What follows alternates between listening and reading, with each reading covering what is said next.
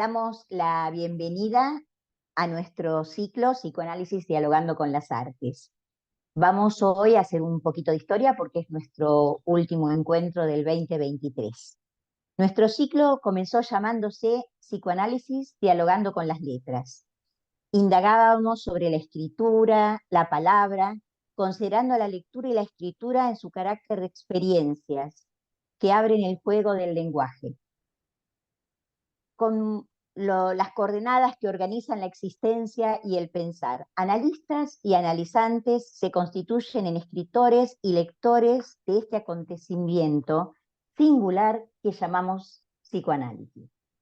A partir de las letras nos fuimos encontrando con múltiples modos de enunciar y expresar lo que el arte nos representa. En el 2023 nos transformamos en el espacio Psicoanálisis Dialogando con las Artes porque hemos sumado múltiples expresiones del arte para reflexionar e intercambiar en el extenso territorio de las diferentes manifestaciones de las artes. Este espacio pertenece a la Comisión de Cultura de la Asociación Escuela Argentina de Psicoterapia para Graduados, a cargo de la Secretaría Científica que dirige Norberto Lloves. El espacio Psicoanalista Dialogando con las Artes está coordinado por Alicia Levín y Verónica Ginocchio. Y los integrantes son Graciela Coan, Marta de Justi, Lili Diamen, Maricel Eichbaum, Mabel Fuentes, Beatriz Rodríguez, Carlos Weiss, Abel Zanotto y quien les habla, María Casariego de Gainza. En la reunión que nos convoca hoy se titula 40 años de democracia en el cine. Estamos a 40 años de democracia en nuestro país y a 60 años de la constitución de nuestra institución. Nuestro panelista de hoy es Miguel Pérez, director de La República Perdida 1 y 2. La República Perdida 1 tuvo como guión a Luis Gregorich, música de Luis María Serra e ideas de Enrique Vanoli. Se estrenó el 1 de septiembre de 1983. Apenas un mes antes de que se restableciera la democracia en la Argentina. Fue a cargo de Alfonsín, que fue elegido el 30 de octubre de 1983. Es una película documental que examina el recorrido en la Argentina del periodo desde 1930 a 1976. Parte del golpe que derrotó a Hipólito Yrigoyen hasta el golpe del 76 y los sucesivos golpes que hubo en ese periodo. La segunda parte, La República Perdida 2, tomó el periodo de 1976 a 1983. Se estrenó en 1986. En esta película, además del director, Miguel Pérez es el guionista junto con María Elena Walsh. Aquí abordó la dictadura, el proceso de reorganización nacional en la Argentina, el terrorismo de Estado, la desaparición forzada de personas y la guerra de Malvinas. El documental es un formato que durante la década del 90 permitió examinar los acontecimientos del pasado historizándolos. Podemos pensarlo como un importante lugar de mediación en lo que hace la construcción de la memoria histórica argentina. En el epígrafe, al inicio de la película La República Perdida, hay una frase que a mí me pareció muy interesante recuperar hoy. La Argentina se está convirtiendo en un país sin memoria. La destrucción de documentos y archivos continuamente consumado a veces por motivos políticos, a veces por simple desidia y abandono. Esta película quiere contribuir a la recuperación de nuestro pasado y de nuestra historia. En nuestro espacio queremos, a través de este acto, colaborar a construir la memoria. Durante la reunión que vamos a tener hoy, en este conversatorio que tendremos con Miguel Pérez, mantendremos los micrófonos cerrados. Ustedes pueden escribir sus preguntas o comentarios en el chat y serán leídos, así como les pedimos que por favor nos dejen sus mails para poder estar en contacto con ustedes. Miguel Pérez, muy buenas noches. Hola, buenas noches, ¿qué tal? Buenas noches a todos y a todas. Contanos un poco, hice un reconto de estas dos películas, sé que aparte hay una tercera. Primero, la primera pregunta que se me ocurría es cómo es hacer esta película durante la dictadura, porque vos confeccionaste La República Perdida 1 durante la dictadura. Sí, así ¿Cómo es. se vivió eso? Contanos un poco tu experiencia. Bueno, la película es uno de esos productos que a veces uno se pregunta quién decidió que se hacía, porque tuvo un comienzo muy particular, ¿no? No fue un proyecto mío, sino todo lo contrario. Quiero decir, no lo contrario, sino que me vino a mí. Eh, el productor de la película se llamaba Enrique Banoli, que era una figura prominente del radicalismo. Y parece que, según su relato, cuando terminó la guerra de las Malvinas, el día de la capitulación, estaba muy, muy deprimido, charlando con su yerno. Entonces le dijo en algún momento, le hizo un comentario, qué bueno sería que hubiera una película que contara la historia argentina, siempre sobre la base de la falta de, digamos, de conocimiento general del público sobre nuestra propia historia. Entonces, unos días después, lo llamaron para hacer un reportaje y en medio del reportaje él hizo el mismo comentario, le dijo, reprodujo la escena anterior, estaba hablando con mi yerno, y le comenté justamente que bueno sería tener una película sobre la historia argentina. Unos días más tarde se encontró con un señor que era una especie de correligionario de él en el Partido Radical. Entonces este hombre, muy buena persona, un hombre bastante adinerado, le dice, bueno, Enrique, estás por hacer una película. No, ¿qué voy a hacer? Si yo no tengo nada de plata, no puedo hacerla. Si yo lo único que expresé fue un deseo. Entonces, este señor le dice, bueno, mira, yo te puedo ayudar por lo menos para empezar. Después a lo mejor puedes hacer trámites en el Instituto del Cine, etcétera, etcétera. Pero yo te puedo ayudar para empezar. Entonces, como el yerno de Enrique tenía como cierta tendencia por el cine, cierta interés en entrar en el mundo del cine, bueno, fue el delegado para empezar para dar los primeros pasos. Él se conectó con un amigo mío y mi amigo le dijo que viniera a verme. Yo en esa época estaba, bueno, yo he sido toda mi vida editor de cine y alquilaba una oficina en el laboratorio Alex. Entonces, aparece este muchacho que se llama Jorge Poleri, en esa época, ahora es un señor grande como yo, pero en esa época era un muchacho joven, y entonces me cuenta que tenían esa idea que era hacer una película sobre 50 años de historia argentina. Yo lo escuchaba y pensaba, este hombre está loco, porque me parecía un exceso total, un verdadero delirio hacer una película que contara 50 años de historia argentina.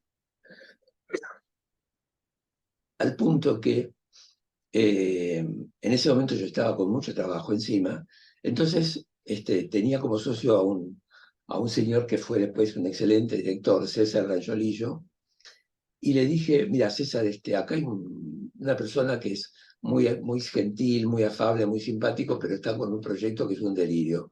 Yo tengo poco tiempo, ¿no lo podrías atender vos? Bueno, César habló con Jorge Poleri y al día siguiente me dijo, mira, a vos te vinieron a buscar, así que hacete cargo vos. Yo también estoy con trabajo, no puedo atenderlo. Así que bueno, seguí las charlas con este muchacho.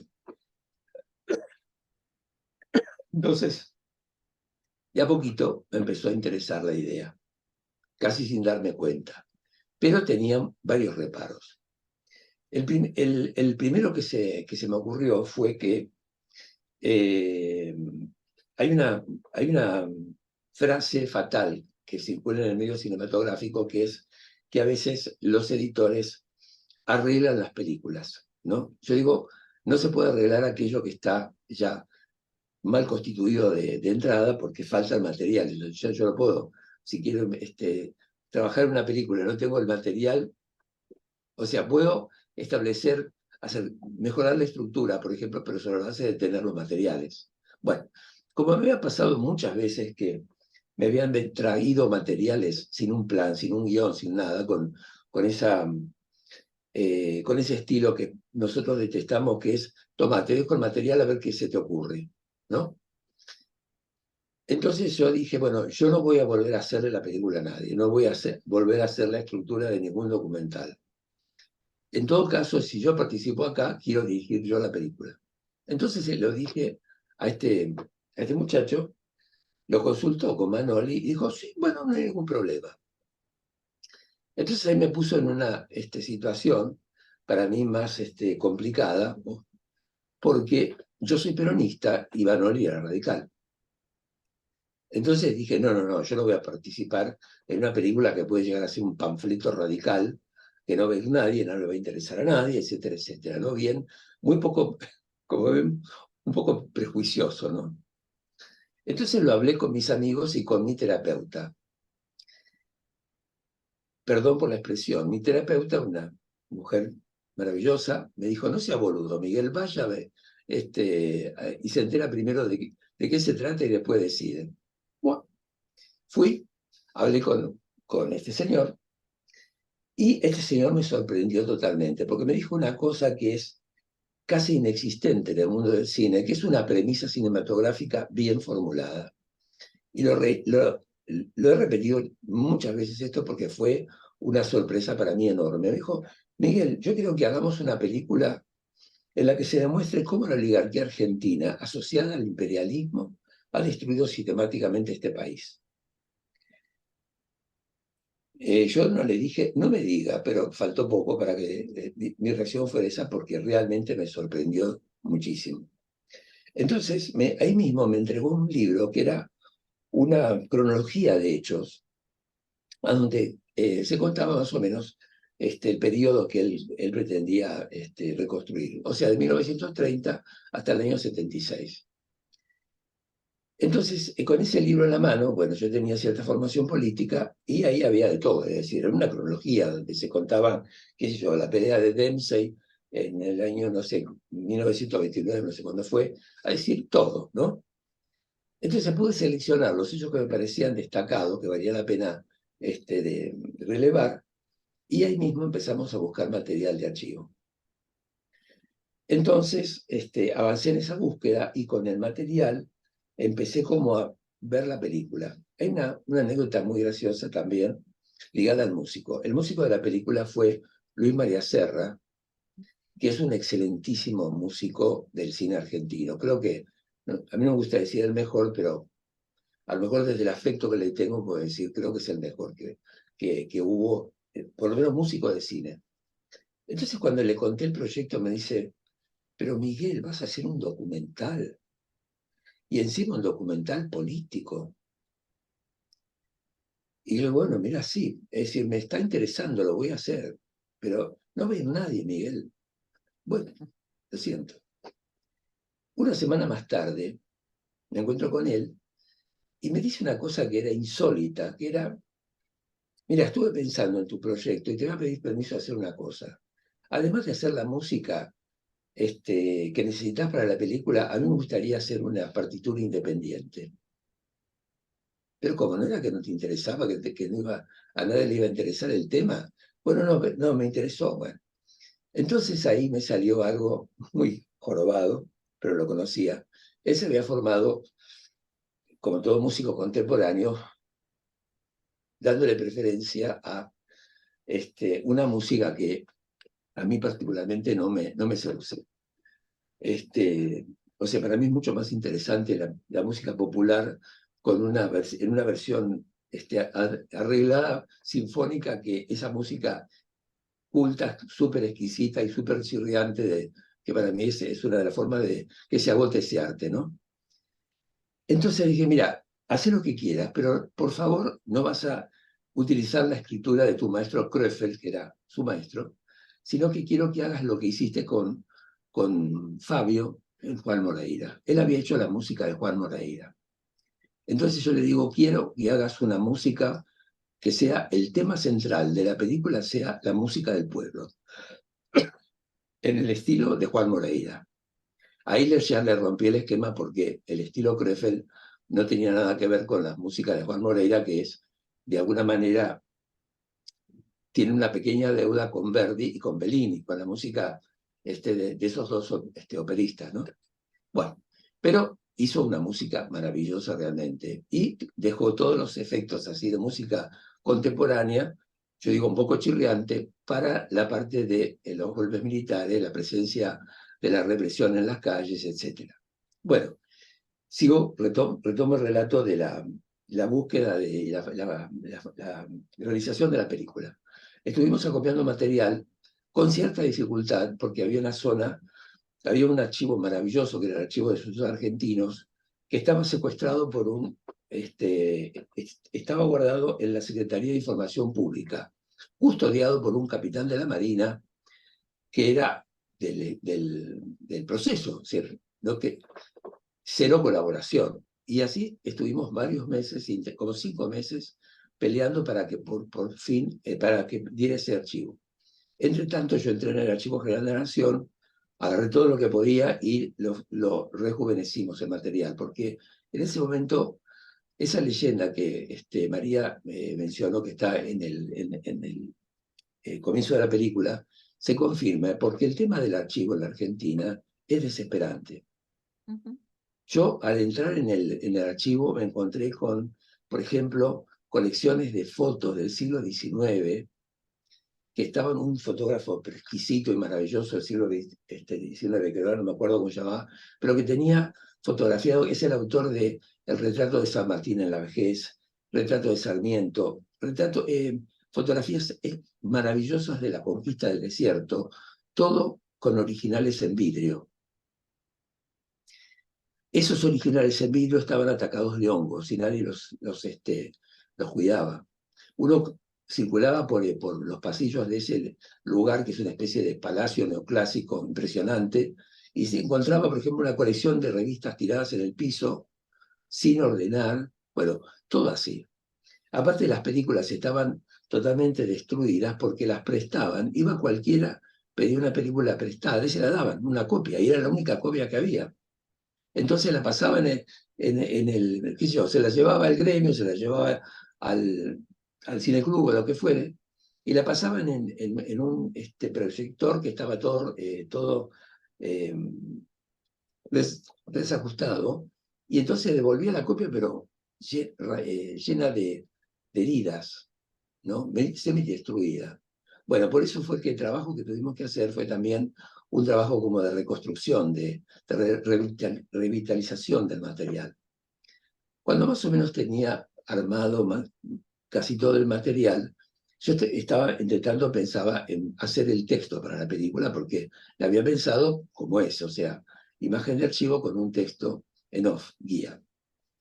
Y ahí me di cuenta que no lo podía hacer yo, porque necesitaba mucho tiempo para poder estudiar todo lo que había que estudiar de historia. Así como tenía criterio para juntar el material, pero me faltaba la precisión de un especialista. La fui a ver a María Elena Walsh, y ella me dijo: mira, me encantaría trabajar con vos, pero necesitaría encerrarme 2 años en una biblioteca para poder generar este texto. Entonces, un amigo mío, que era el sonidista de la película, me dice: mira, Miguel, hay un señor que escribe en humor, que tiene unos artículos que son muy buenos. Se llama Luis Gregorich. Quizá podrías hablar con él para hacer que haga el texto.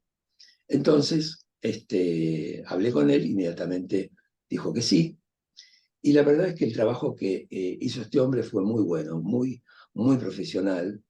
Hizo un texto que luego lo corregimos, porque él escribía un texto como periodista para ser leído en la revista. Y es el texto que se usa en el cine, que va a ser escuchado, es otra historia. Yo ahí aprendí inclusive que, un poco, es una idea personal, pero que los buenos textos también tienen que ser no solamente leídos, sino que tienen que resistir la lectura en voz alta, ¿no? Porque a veces se habla de la musicalidad de un texto, se habla del ritmo de un texto, y si uno lo lee, está bien, lo evoca, pero no es lo mismo. Bueno, el asunto fue que el texto fue, como le decía, excelentemente realizado. Trabajamos bastante después juntos, pero lo que él aportó realmente fue muy bueno. Y bueno, ya teniendo el texto, hicimos el ajuste de la película, luego ya trabajamos con Luis María en la música. Ahora, había un problema, estábamos en medio de la dictadura todavía. Entonces, la etapa de la dictadura no se podía abordar, Ujú. porque nos podíamos quedar sin película. O sea, estábamos aspirando, así como había empezado Enrique con este pequeño préstamo de ese amigo que se lo facilitó, estábamos tratando de sacar un subsidio, un préstamo en el Instituto de Cine. Y estaban todavía las autoridades de la dictadura, o sea que no podíamos pasarnos de vivos. Así que la película esta termina con unas frases así de compromiso para cerrar el ciclo, pero no contaba nada. Entonces, bueno, se cerró ahí y se estrenó, sí, un mes antes más o menos de las elecciones, y se estrenó con muy buen criterio por parte de la productora, porque primero de todo, que ese prejuicio que tenía, que me había dicho el músico de entrada, nadie va a ver documentales, era porque efectivamente no se daban en cine los documentales. No se exhibían en el cine. Había muy pocas películas documentales que se habían exhibido hasta la fecha en los cines comerciales. Entonces partimos de la base de 5 salas chiquitas, humildes, y estrenar ahí. Bueno, la película en el centro se estrenó en un cine muy bello que había, que se llamaba el cine Luxor. Y después yo hacía una broma de decir, véala en la peor sala de su barrio, porque era, en serio, elegíamos las salas chiquitas. Y bueno, se transformó enseguida en un éxito. Y Rotundo. si bien se había hecho un poco de publicidad y de promoción, pero lo que se llama la propaganda de boca en boca fue decisiva. Entonces empezó a haber más demanda de salas, o sea, las salas empezaron a pedirnos más copias, y creo que el número final fue de 25 salas, con una cantidad enorme de espectadores, que fue 1.150.000, que era mucha gente, inclusive para la época que la gente iba al cine.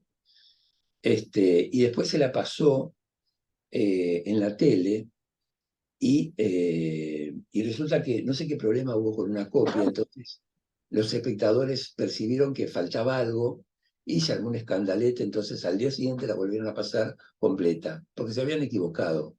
En esas épocas las películas estaban en rollos, venían en rollos, entonces una película podía tener, por ejemplo, 10 rollos, 12 rollos, y a lo mejor un rollo, era común que los operadores se confundieran en el cine y pasaran un rollo en desorden, el 7 después del 9, ¿no?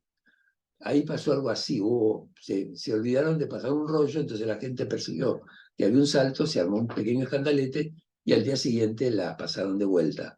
Y en las dos proyecciones tuvo una cantidad enorme de público, pero así un índice increíble.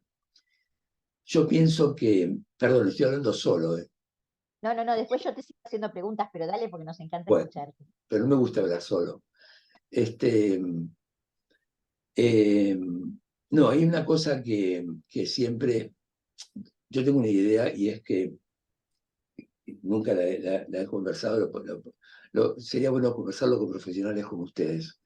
A mí me parece que las películas que tienen mucho éxito, las argentinas, tienen un enorme éxito porque de alguna manera están tocando una fibra importante del inconsciente colectivo, ¿no? Si yo trato tomo las películas que históricamente han tenido mucho éxito en Argentina, a lo mejor es un invento mío, pero creo que le puedo encontrar una vuelta para justificar ese éxito, ¿no? Por ejemplo, Camila, que fue una película que se estrenó también a poco tiempo de que habíamos estrenado la democracia, y creo que era también, entre otras cosas,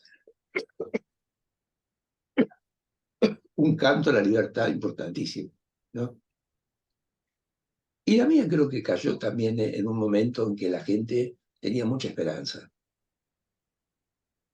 Y Ujú. entonces creo que era el mejor estado de ánimo como para enterarse de cómo había sido la historia argentina. Y había una escena que era muy linda, que se repetía en las entradas del cine, y era la gente mayor saliendo con los chicos de su familia, completando lo que la película no contaba, hablando Ujú. de su experiencia en esos años.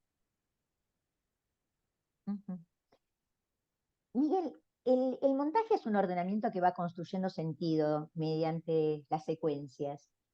¿Qué sentido en el montaje de La República Perdida uno y luego la 2 vos intentaste hacer y si hubo diferencias entre estas dos películas en la secuencia de sentido? Mira, creo que tienen bastante unidad las dos películas.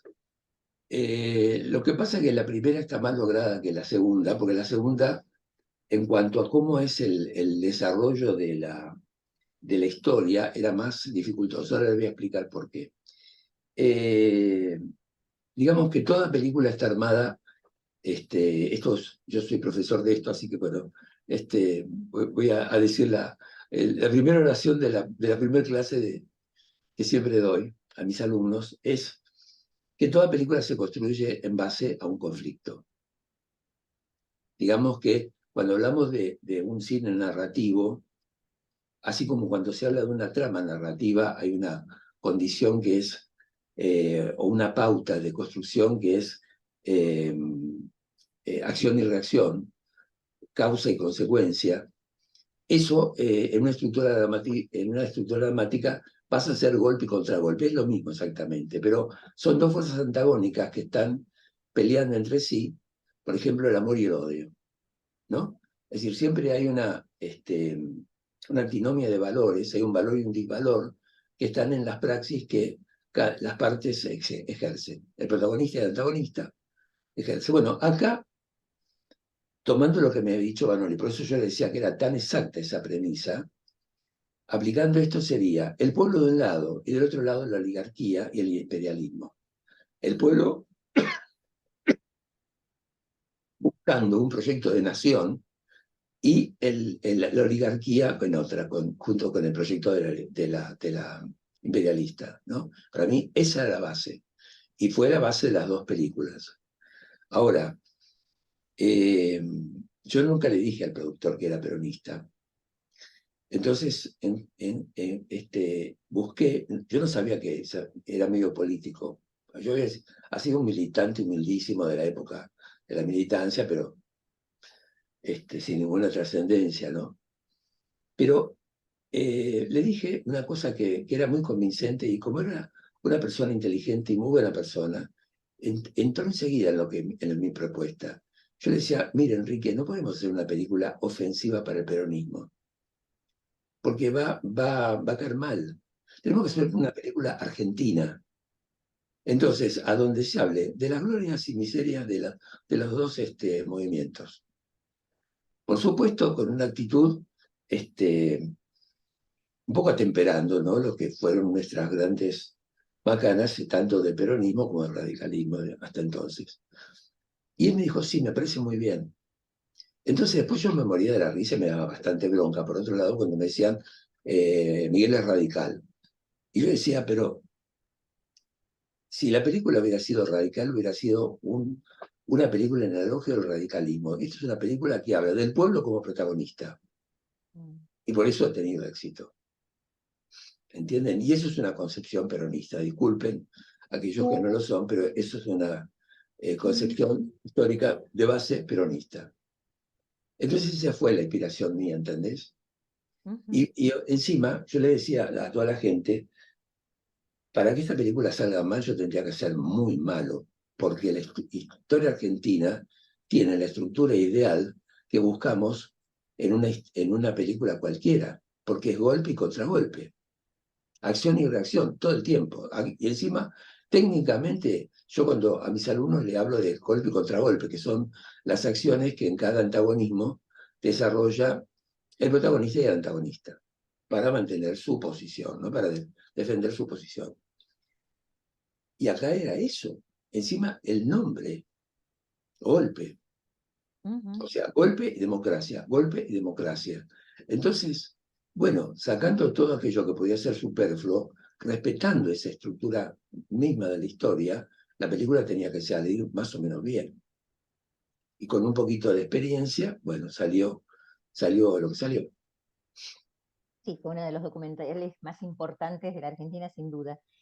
La represión en la Argentina se desplegó en el plan Cóndor, ¿no? O sea, en el marco del plan Cóndor de toda Latinoamérica.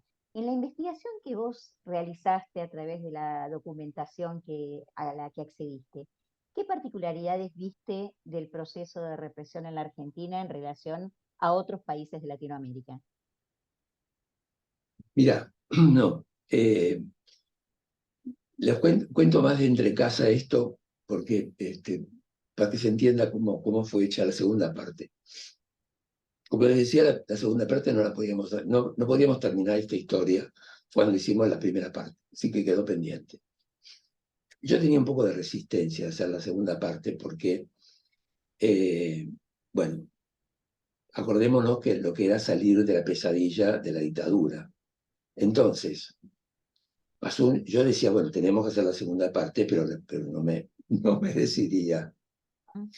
Hasta que un día el productor me llamó y me dijo, Miguel, seriamente, tenemos que hacer la segunda parte. Para mí realmente era una pesadilla volver otra vez a rememorar, a investigar, a ver todo lo que tenía que ver con esa etapa. Entonces, me costó mucho hacerla. La verdad que me costó mucho por ese motivo. Además, ahí sí que tuve dificultades de todo tipo porque, por ejemplo, el productor ahí ya sabía que yo era peronista, entonces un día se enojó mucho, me dijo, yo voy a hacer todo lo posible para que usted esté rodeado de gente que no sea peronista. Y yo me la rebusqué y pedí tener dos investigadores para buscar nada más que material de archivo, pero esos suelditos los destiné a dos colaboradores maravillosos, que eran una socióloga y un periodista que eran de origen de la militancia, o sea, concretamente habían sido montoneros ambos. Entonces, ¿cuál fue el proceso? Yo un poco con estos métodos, un poco de entrecasa, les pedí a otros colaboradores que tenía que fueran al diario y me sacaran hicieran como un relevamiento de todas las noticias de esta etapa que le parecían importantes, como los hitos de esta historia. Entonces me trajeron eso. Yo en base a eso, esto era hecho siempre, mire, el cine es una cosa que es fatal, que a veces uno trabaja contra el tiempo, ¿no? Eso es fatal. Entonces, y después vienen los productores, los distribuidores, todo el mundo a exigir, tenés que entregar, tenés que terminar en tal fecha, tenés que entregar, bueno. Digamos que la investigación no la hice yo, ya la habían hecho estas personas que me colaboraron conmigo, porque yo les entregué, o sea, los que buscaban las noticias me traían las noticias copiadas. Yo las sintetizaba y se las pasaba a estos dos asesores que yo tenía. Era muy gracioso porque yo pensaba si Banoli se da cuenta de que tengo estos dos asesores, le agarro un infarto y lo perdemos, ¿no? Porque era, imagínense, quería evitar que yo estuviera con peronistas, yo estaba con dos montoneros, pero dos montoneros muy esclarecidos realmente. Pero era gracioso porque el estilo de ellos era incendiario. Cada texto que me mandaban, escrito por ellos, tenía 2.500 adjetivos, todos así, que eran como estallidos, ¿no? Bueno, entonces la fui a ver de vuelta a María Elena. Le dije, bueno, ahora no me podés decir que necesitas 2 años para escribir sobre esto, porque yo te voy a traer el texto ya hecho, y lo que quiero es que vos escribas un texto que le llegue al público. Entonces pasó una cosa increíble. Yo le llevaba el texto ese, por supuesto que le había sacado este, todas las chispas que había, todo el combustible que destilaba, todo eso lo había transformado en algo mucho más moderado. Y yo lo que le pedía, porque yo tenía una obsesión en la cabeza, que era, había muchísima gente del público, que todavía seguía repitiendo por algo habrá sido. Y yo me volvía loco con esa frase. Entonces pensaba, ¿cómo hacer para que el público no se fuera a los 10 minutos de que empezaba la película, que no se fuera de la sala? Además, imagínense ustedes la clase media, esa cosa de que no se levantara indignado pensando que me quieren decir, defendiendo un poco la posición de los militares, toda esa cosa típica de la clase media que ya tenemos tantas consecuencias por eso. Y yo estaba con esa idea fija de que por favor aguantaran y aceptaran un poco de información. Si se iban, bueno, que se fueran, pero no se fueran a los 10 minutos. Por lo menos que se quedaran un rato más en el cine. Entonces, esto lo charlé con María Elena y dije, mira, busquemos un lenguaje que no sea un lenguaje, que sea un lenguaje lindo, con nivel, pero que sea accesible para todos. Y María Elena hizo un texto increíble. Hay una cosa que yo no puedo creer todavía. Yo le sugería palabras a María Elena y ella aceptaba. Imagínense un tipo como yo, que, bueno, escribo con un poco de dignidad, pero nada más que eso, no soy escritor, diciéndole, podés poner esta palabrita, y ella poniéndola, con una generosidad increíble, al punto que cuando se estaba por estrenar la película, como estaba Mariana Walsh, los periodistas, ¿para qué iban a ir a Miguel Pérez, que no lo conocía a nadie? Iban a Mariana Walsh. Y ella le decía, no muchachos, vayan a ver el director de la película, que corresponde que le hagan el reportaje. ¿No? Entonces, surgió ese texto muy hermoso.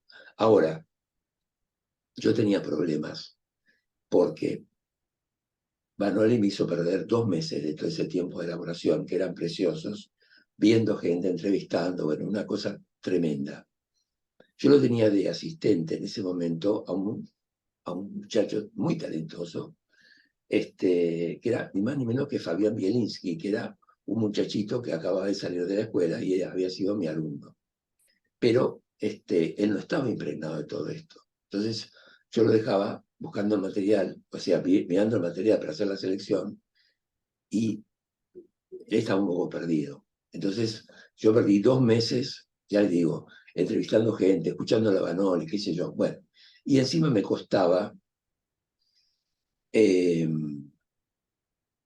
me costaba realmente acercarme a ese material porque yo no quería volver a vivir todo eso. Eso también contribuyó para que la estructura no fuera tan redonda como la primera. Porque además había otro problema, que es inherente a cómo se dio la historia. Nosotros los editores trabajamos muchas veces con un concepto muy básico, inclusive sin saber mucho de estructura, pero hay como un instinto que es, a propósito del conflicto, hacer un orden que tenga como una intensidad creciente. Parto de algo que es pequeño, que tiene una pequeña intensidad, y voy a hacer un desarrollo por el cual esa intensidad del conflicto va creciendo. Eso hace que la gente esté interesada. Igualmente que cuando ustedes asisten a un debate, si una de las partes empieza a repetir algo, usted va a decir, bueno, ya lo dijiste, busca nuevas razones, busca nuevos argumentos.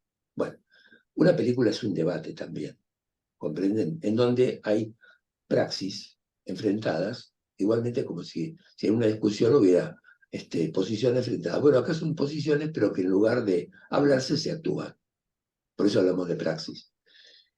Y acá, en este caso, el problema era que la parte más dramática de esta historia había sido en los 3 primeros años. ¿Por qué? Porque obviamente la represión se dio para imponer el proyecto económico.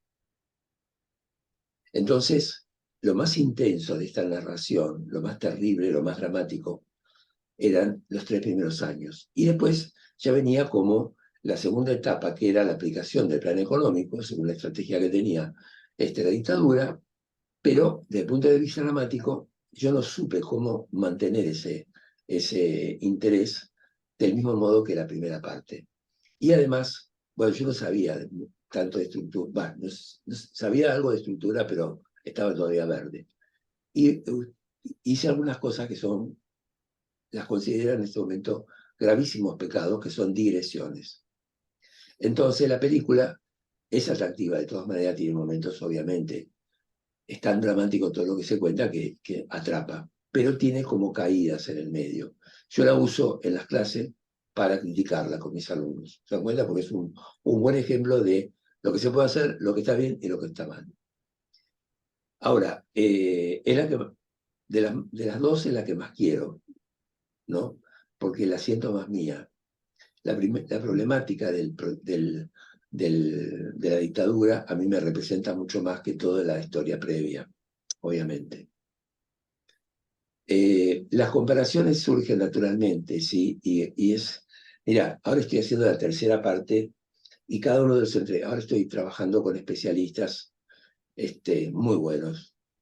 Aquí voy a hacer reportajes, entonces está, por ejemplo, Atilio Borón, está Martín Shore, va a estar Carlos Cruz, está Zaffaroni, en fin, toda gente muy notable.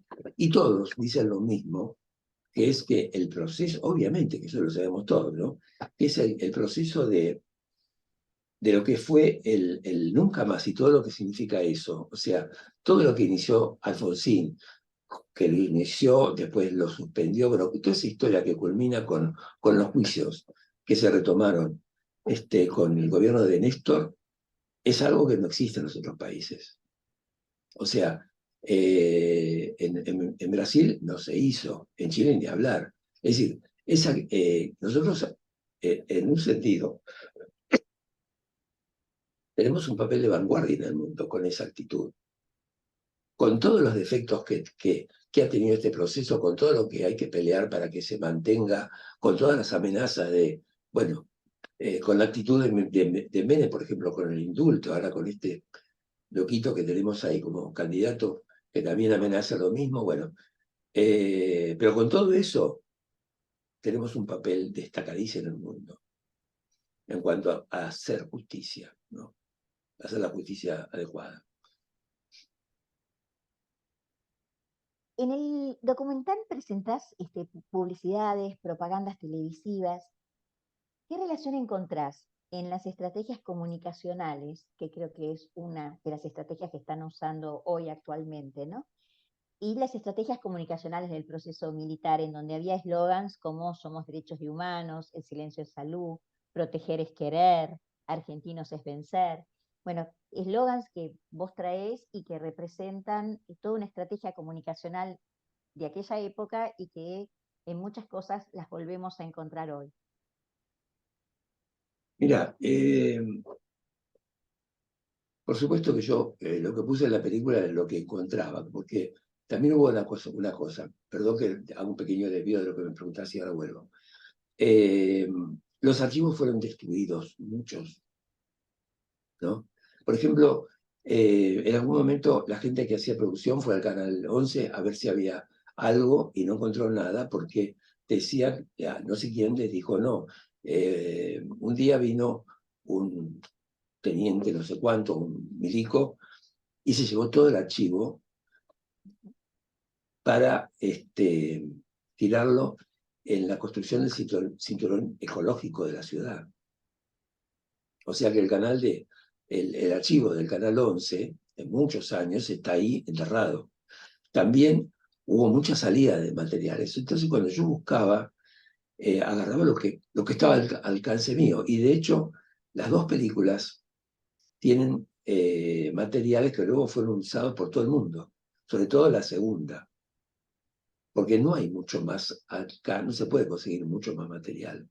Ahora, en cuanto a las técnicas, eh, o sea, las técnicas empleadas de comunicación, a mí me excede el tema, pero ¿sabés lo que siento? Que todavía en esa época había una conciencia que era mucho más difícil de penetrar, de corromper. Hoy en día creo que hay una labilidad, digamos, en lo que es la conciencia argentina, que hace todo esto mucho más peligroso, ¿no? Es como que primero la dictadura y luego el gobierno de Menem ahora ha dado la conciencia nacional. Entonces, estas estrategias o sea, es una cosa que yo estoy abordando en la película actual. Es decir, por ejemplo, una cosa que quiero conseguir el material, todavía no lo tengo, pero Sturzenegger, no sé si se acuerdan, dando una conferencia en Estados Unidos, contando cómo Durán Barba le decía, no hables de política. Uh -huh, uh -huh. ¿No? Y yo a mis alumnos les digo, nunca me gusta hablar de que todo el tiempo pasado fue mejor porque no va conmigo para nada. Pero lo que sí les digo es, esto que costó 30.000 desaparecidos para imponer un plan económico, luego fue votado por la ciudadanía. Ujú. Y eso es bastante terrible, ¿no? Un poco la tercera pregunta y después ya abrimos las preguntas al público, al chat, que ya hay algunas. Vos hiciste la República Perdida 1, la República Perdida 2, y estás ahora haciendo la República Perdida 3. ¿Qué diferencias existen ahora con esta tercera? ¿Qué ciclo tomás? ¿Y qué crees que no termina de inscribirse transgeneracionalmente? Porque hay algo que evidentemente no termina de inscribirse de la historia argentina. Mira, yo estoy haciendo la tercera surgió también de una manera muy especial. Una noche estaba cenando con un alumno mío y su novia, y me dice, Miguel, tenés que hacer, en pleno gobierno de Macri, Miguel, tenés que hacer la República 3.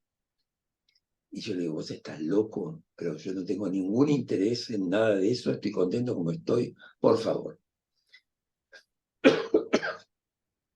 Cuando llegué a mi casa, hice un cartel que lo puse en la biblioteca, dice, hacer la República 3, porque estaba absolutamente convencido. Entonces empecé a investigar, a leer y demás. Se vino la pandemia. Y luego, bueno, a la salida de la pandemia, ya el proyecto se empezó a poner en marcha. Este sí es un proyecto mío. Y yo pensé en el inicio de esto, que si bien el eje, o sea, esto estaba en las otras dos películas, acá particularmente quería que el eje tuviera que ver con el tema económico, porque la intención de esta película es que la gente tenga un poco clara en qué consisten los dos proyectos, el proyecto neoliberal y el proyecto nuestro. Con esas cosas increíbles que, no sé, por ejemplo, nuestro proyecto es el proyecto populista. No, señor, es el proyecto keynesiano, es el proyecto, o sea, es el sistema económico por el cual Estados Unidos y Europa llegaron a lo que se llama la edad dorada del capitalismo. Pero, por supuesto, la derecha argentina dice, no, eso es populismo, ¿no? Por supuesto, el peronismo. Bueno, entonces, con ese grado de confusión, que eso es una partecita chiquita, y confusiones mayores, como pensar, por ejemplo, ustedes saben, hoy en día hay gente que piensa que la deuda externa, los culpables son Alberto y Cristina, por ejemplo, ¿no? Bueno, con ese grado de confusión, yo lo que quiero es aportar, de alguna manera, algo muy chiquito, claro, que tiene que ver con esto, con que sepan en qué consiste lo que van a votar. No que voten por fanatismo, que voten bueno, por todos los motivos bastardos que la gente a veces vota, ¿no? Por lo menos que voten por un proyecto. Vamos a ver si lo consigo, pero bueno, esa es la idea. Eh, Bueno, lo que me Miguel, preguntabas, yo diría una cosa muy simple. Creo que la Argentina nunca tuvo un proyecto propio, que la única vez que tuvo algo parecido fue en intentos primero de Irigoyen y básicamente con el gobierno de Perón. Y bueno, y sabemos que siempre la penetración que este país tiene a nivel cultural es una cosa tremenda y devastadora. Porque aún con intelectuales que están hablando del tema, yo siento que están también, o sea, lo que es la autonomía de pensamiento, lo que es la libertad, ojo, no me escapo de la regla, ¿no? Yo también estoy colonizado, lleno de ideas prestadas, en fin, pero siento como que hay una lucha necesaria, que es necesario. Yo por lo menos trato de transmitírsela a mis alumnos, ¿no? Y entre otras cosas trato de mandar a todo el mundo a terapia, porque creo que por lo menos la terapia puede ser buena o mala, pero por lo menos ayuda a que uno no se mienta tanto, ¿no? Para mí eso es una cosa chiquita pero fundamental. Y creo que esa cuestión está todavía sin resolver. O sea, seguimos siendo los hijos de la Pavota seguimos siendo los colonizados de alguna manera. Bueno, eso es lo que pienso que está detrás de todo, ¿no? Y Ujú. también está en la elección de las personas que llamé, es decir, un psicólogo social, un sociólogo, un poco también para devolverle a la gente una imagen de sí misma. Entiende, por ejemplo, abordando temas como el prejuicio con la discriminación de la capital y la provincia, la discriminación de Argentina en relación a Latinoamérica, la discriminación del cabecita negra, y así siguiendo. Temas que son, también son temas fundamentales que me vienen como inquietando desde que era joven, que lo desarrolló un filósofo que ahora está un poco olvidado, pero maravilloso, que se llamaba Hernández Arregui, en libros como La conciencia, la conciencia, el ser nacional, la formación de la conciencia nacional, etcétera, ¿no? Un poco siguiendo esa línea. Bueno, Miguel, vamos a ir con preguntas que han puesto ya en el chat algunas de las personas que están participando. Graciela Makotinsky pone gracias por el interesante recorrido de la historia de construcción de la película, nos transporta a esos tiempos del cine documental. Eh, ¿Qué efecto tuvo en los que participaron en la realización al encontrarse con el material? Y te paso otra más, que es de Rosa Amaro, que dice, en la época de la dictadura se pasaban en los grupos militantes La Hora de los Hornos, creo que se llamaba así, la película documental acerca de la historia del movimiento peronista de Pino Solanas. Si querés, acá pasó nuevamente a ver preguntas. Mira, déjame que conteste este, porque si no me voy a olvidar. Perfecto. Primero de todo, La Hora de los Hornos es una película, bueno, yo no voy a contar lo importante que es, pero creo que hay algo que a veces se olvida, y La Hora de los Hornos fue una película que fue clave en cuanto a toda esa juventud que estábamos ahí dando vueltas y hablando de temas que nos inspiraba la izquierda, de poder descubrir el peronismo. O sea, creo que fue, si hay una película que realmente tuvo efecto sobre la gente que la veía, aparte, yo era un cadete, era muy jovencito cuando la estaban haciendo, y estaba atrás de Pino Solanas y de Antonio Ripoll, que era el editor. Era un cadete, ¿no? No barría el piso, pero faltaba, pero cebando el mate, no sé. Y ahí fue que yo abrevé un poco todo esto, ¿no? Ahora, vos me decías, ¿qué efecto tenían las imágenes? Y a todo el mundo le impactaban, porque primero éramos jóvenes y muchas imágenes no las conocíamos realmente, porque yo hablo de la falta de conocimiento de la historia argentina y tenía un poquito de idea, pero no mucho más. Entonces, cuando me encontraba con esas imágenes, realmente para mí era muy impactante.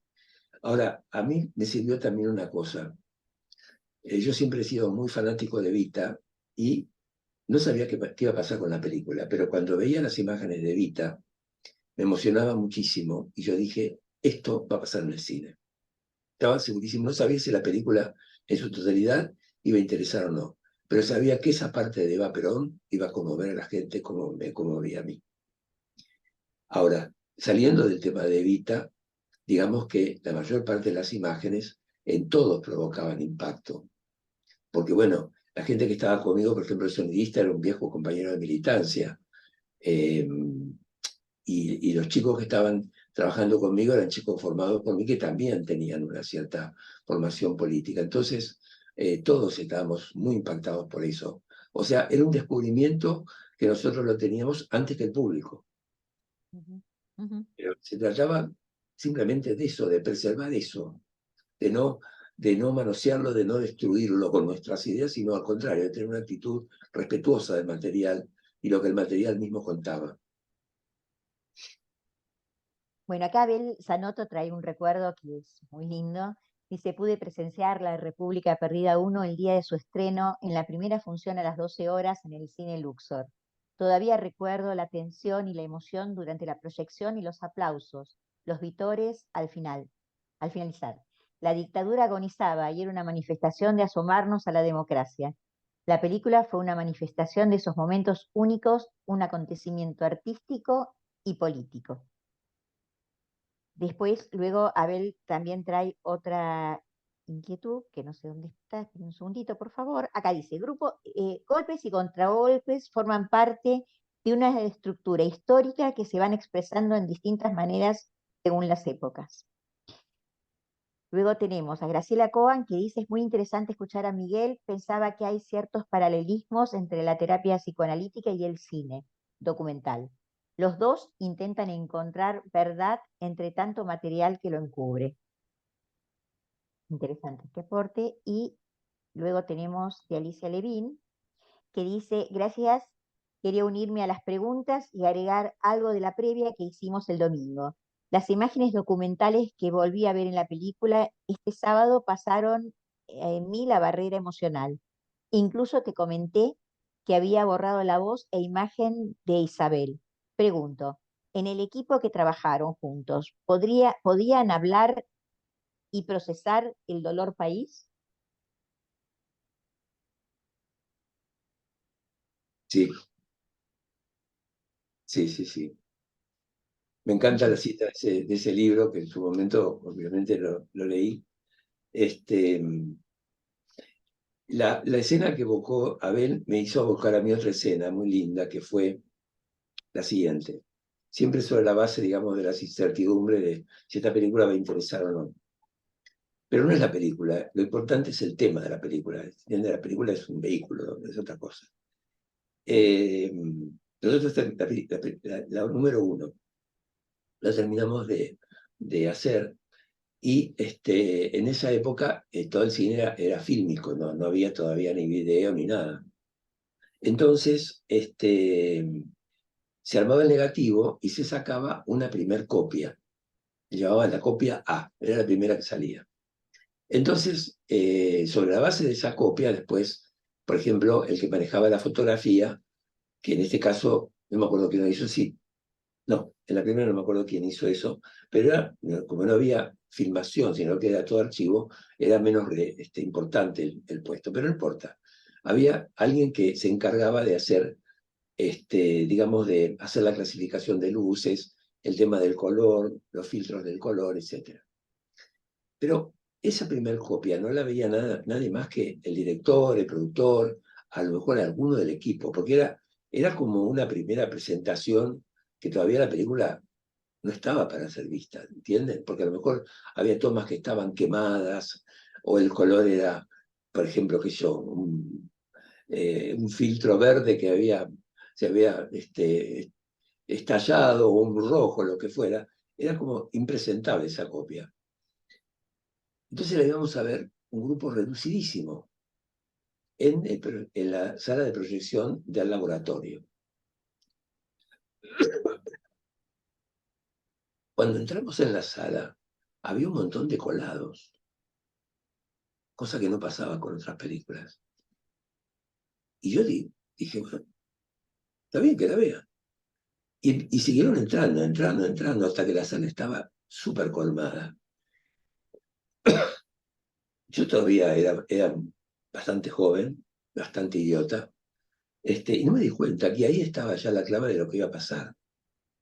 Porque eso no pasaba a menudo. Pero insisto, no es la película, es lo que estaba contando la película. Que en ese momento era un tema que inquietaba a la gente, que tenía que ver con su identidad, con su historia, con algo tan propio, ¿no? Pero fue muy linda esa exhibición. Y ahí hablé con un muchacho que en ese momento era un joven sonidista, que estaba muy emocionado. Y yo ahí empecé a percibir que la película podía tener algún tipo de repercusión con la gente. ¿Considerás que la película ayudó a un cierto despertar en la verdad oculta de la época del proceso? O sea, que hubo gente que a partir de ahí tomó conciencia de lo que ocurrió en la Argentina. Mira, creo que sí. Primero, con la primera fue como un libro de historia fácil, ¿no?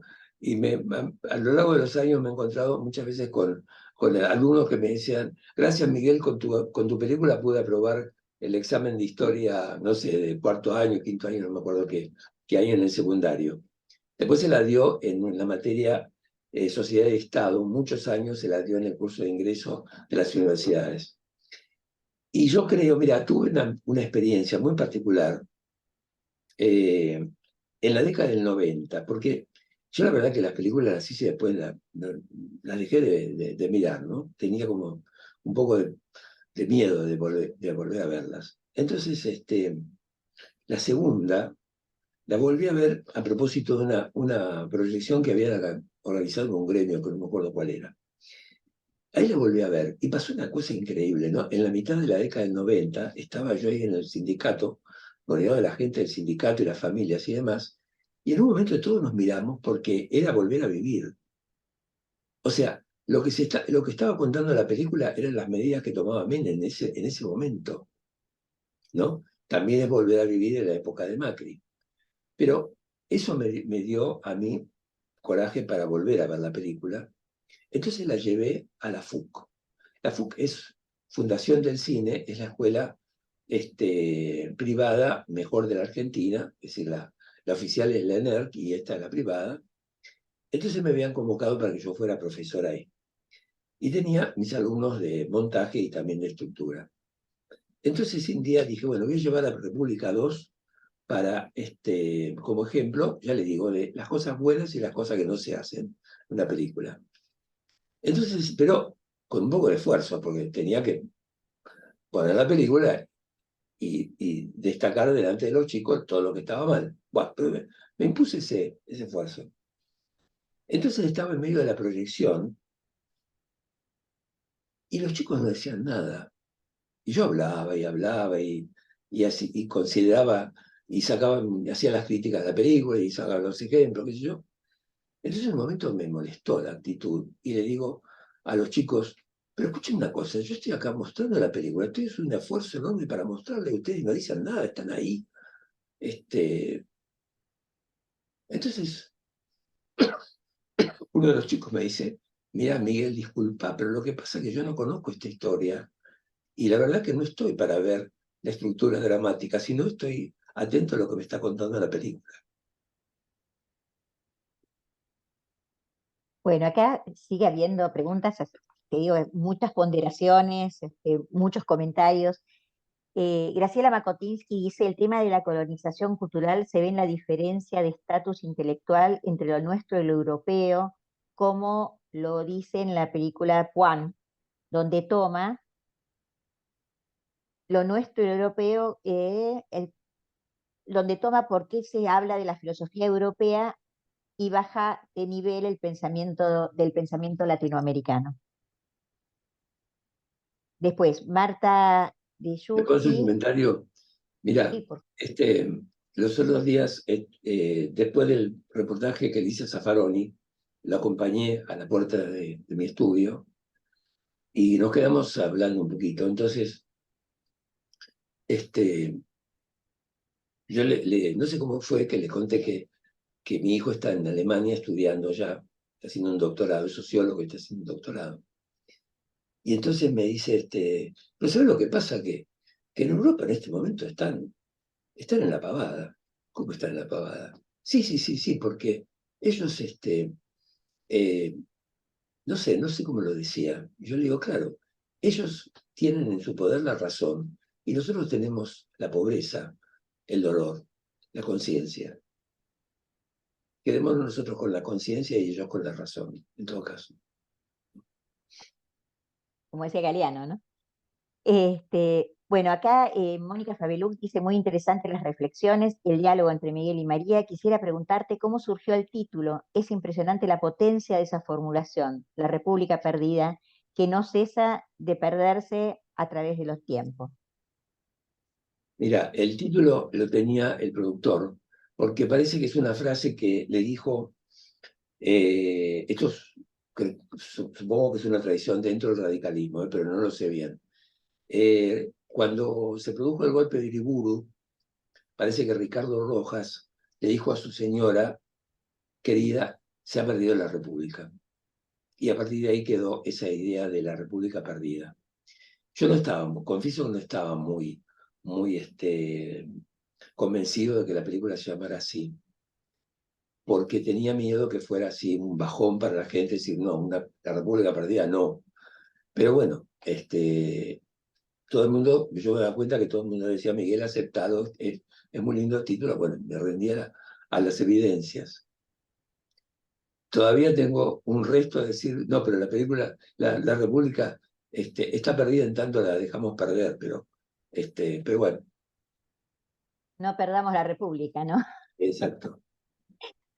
Bueno, Miguel, infinitas gracias en nombre de todo el equipo. Yo ahora voy a dar la palabra a las coordinadoras de este espacio, pero antes quiero cerrar con palabras tuyas, en el film de Evita, Quien quiere oír que oiga, que se hizo en 1984 y que tuvo una canción de letra de Miñona y musicalizado por Lito Nevia, que dice en el estribillo: si la historia la escriben los que ganan, quiere decir que hay otra historia, la verdadera historia. Quien quiere oír que oiga. Y un poquito hoy quisimos transmitir algo de esto a través de toda la maravilla que es tu películas y tu recorrido documental. Dejo la palabra para las coordinadoras de la comisión. Perdón, yo quiero agradecerles muchísimo a todos ustedes la paciencia de escucharme e interesarse por esto, ¿no? Fue Muchas un gracias. honor y un lujo realmente poder escucharte y puedan, aparte queda grabado, así que se va a seguir escuchando. Bueno, Bueno, muchísimas gracias en principio a María y a Miguel. Ha sido un placer escucharlos en diálogo. Nosotros como psicoanalistas y como ciudadanos, junto a todos quienes nos vienen acompañando, hemos pensado el arte entre nosotros como un instrumento de reflexión y acción que nos convoca a expandir nuestras capacidades humanas, pensamiento, empatía, comunicación con vuelo simbólico y construcción colectiva. Como nuestro ciclo se llama, ¿no? Psicoanalistas dialogando con las artes, durante este año 2023 hemos tenido el placer de contar con estos temas. No voy a nombrar a todos nuestros invitados interesantes y generosos para no hacer esto muy largo, pero estuvimos con el registro topológico de la fotografía y del psicoanálisis, monstruos, cuentos e infancias con letras y juego, el arte y la construcción simbólica con el teatro, salud mental y pueblos originarios con cine, geografías y arte, croquiseros urbanos con las artes visuales, autobiografía y autoficción con literatura, y el cine, con estas preciosas piezas de La República Perdida, que cierra nuestro ciclo de este año. Muchísimas gracias a todos quienes participaron y le doy la palabra a Alicia.